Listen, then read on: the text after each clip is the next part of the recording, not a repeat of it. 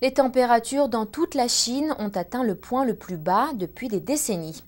Il fait si froid que certains Chinois accusent même ces températures extrêmes de ralentir le temps de chargement de leur iPad et trouvent toutes sortes de stratagèmes pour réchauffer leurs tablettes.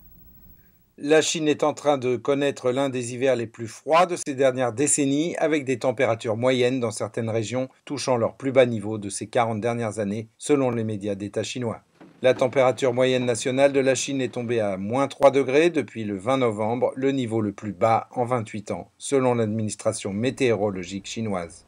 Dans le nord-est de la Chine, les températures moyennes ont atteint -15,2 degrés centigrades, le niveau le plus bas depuis 43 ans.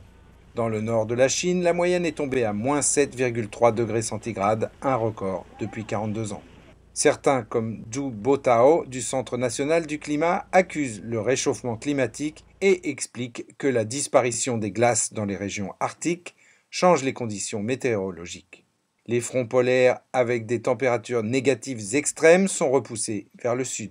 Les tempêtes de neige et de glace ont provoqué des coupures d'électricité, l'annulation de vols et la fermeture d'autoroutes dans plusieurs provinces. Selon des médias officiels chinois, 1 millier de navires sont restés coincés dans les glaces de la baie de Leizhou dans la mer de Bohai à l'est de la Chine.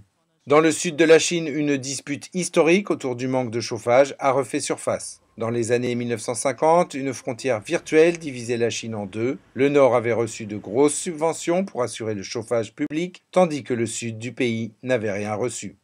Les internautes du sud de la Chine se sont plaints en ligne d'un nouveau problème.